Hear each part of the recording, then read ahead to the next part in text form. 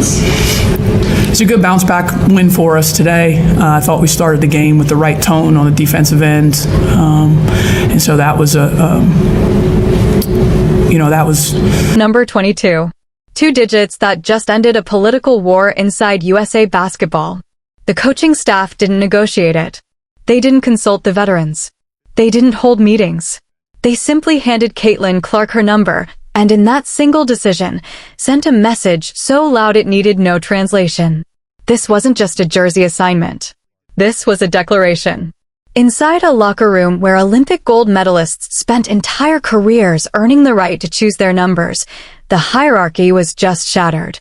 The same establishment that excluded Clark from the Paris roster.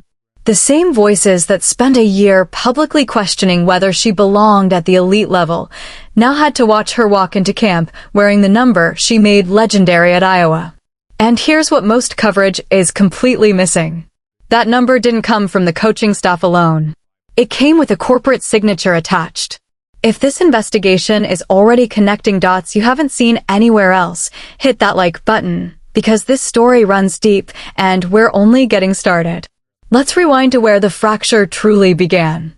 When the Olympic roster was announced without Clark's name, the explanations sounded reasonable on the surface. Chemistry, experience, international physicality, fitting into an established system. But sources close to the program have since confirmed what many already suspected. The real calculation had very little to do with basketball. The old guard wanted to send a message. They wanted to show the league's new face that cultural popularity doesn't automatically buy influence at the highest level. The goal was simple: humble her. Recalibrate the power structure. Reassert that seniority still ruled the room. What happened next became one of the most spectacular backfires in modern sports history. While Team USA collected gold medals in Paris inside half-empty arenas, Caitlin Clark was back home doing something women's basketball had never witnessed at this scale. She was selling out WNBA arenas, shattering viewership records, moving merchandise faster than factories could restock it. Casual fans, people who had never once planned their day around a women's basketball game, were suddenly rearranging their entire Sundays for the Indiana Fever. And USA Basketball was watching every second of it unfold in real time. Behind closed doors, the people running the program's financial models made a painful internal admission. This wasn't just a cultural miscalculation. It was a financial one. And in professional sports, nothing gets corrected faster than a financial mistake. What followed, according to sources familiar with the situation, was not a polite invitation. It was not a gentle phone call. It was not a symbolic gesture. It was a negotiation. And Caitlin Clark walked in holding every chip on the table. The audience. The cultural momentum. A rookie season that statistically demolished every argument used to justify her Olympic exclusion. And one final piece of leverage that most basketball conversations continue to underplay, even though it may be the most decisive factor of all. Nike. By every credible report, Nike's investment in Caitlin Clark represents one of the largest athlete endorsement deals in the history of women's sports. When a corporation of that magnitude builds a global brand architecture around a single athlete and a specific jersey number, that number becomes more than fabric. It becomes identity. It becomes marketing strategy, retail architecture, global campaigns, a merchandise ecosystem operating at 9-figure scale. At that level, it makes zero business sense to put that athlete on the world stage wearing a number nobody associates with her brand. Number 22 isn't Caitlin Clark's preference. It is her registered identity. It's stitched into her logo, embedded into her campaigns, hard-coded into her commercial value since her days at Iowa, where she rewrote the record books and launched women's college basketball onto an entirely different cultural planet. The people with financial stakes in that ecosystem made sure the number traveled with her. That isn't speculation. That is exactly how corporate sports partnerships operate when the investment is large enough to matter. Now, pause for a second and drop your take in the comments.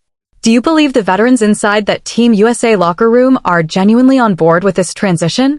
Or is this about to become the most politically charged environment in women's sports history? We're reading every response, because your read on that locker room dynamic is exactly where this story goes next. And here's what makes the coaching staff's public confirmation of this jersey decision so explosive. Inside that room are players who spent a decade grinding overseas, fighting for roster spots, winning gold in empty arenas, sacrificing comfort, money, and stability to build the program's legacy. They did everything the system asked on the timeline the system demanded. And now, they watched a second-year player walk through the door and receive what 10 years of service historically purchased.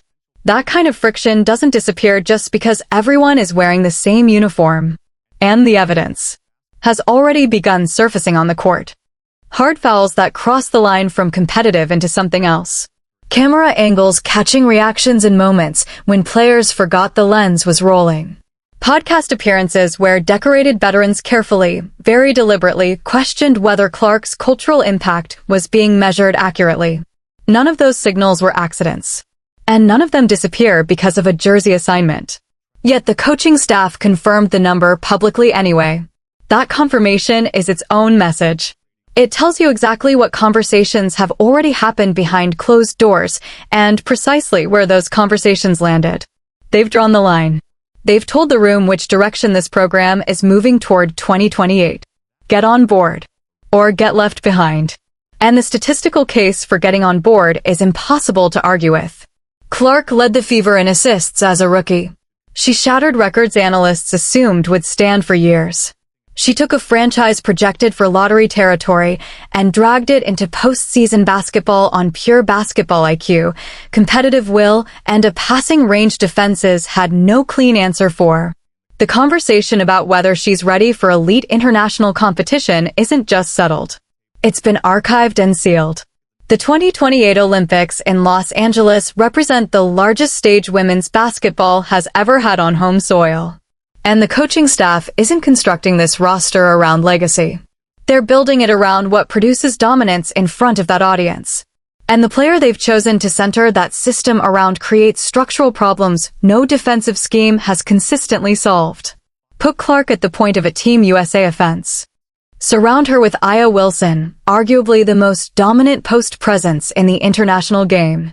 Add Brianna Stewart, one of the most versatile forwards the global game has ever produced. Clark reading coverages. Feeding both with elite timing. Stretching defenses to the logo. Forcing help rotations that collapse the paint.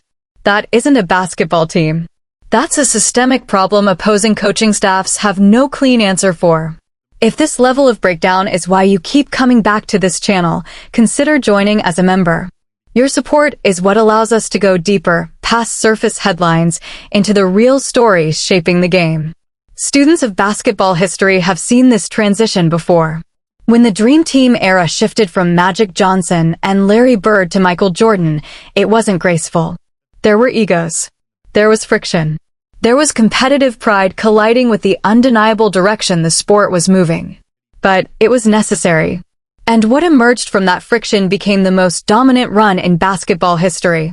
We're watching the women's game version of that exact moment unfold right now. The number on the jersey is the flag planted in the ground. The formal declaration that the era has officially changed hands.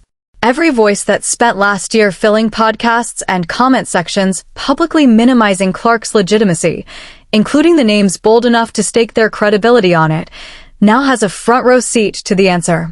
The same media ecosystem that spent 12 months building the "is she really that important" narrative now watches number 22 get marketed globally as the symbol of American basketball's future.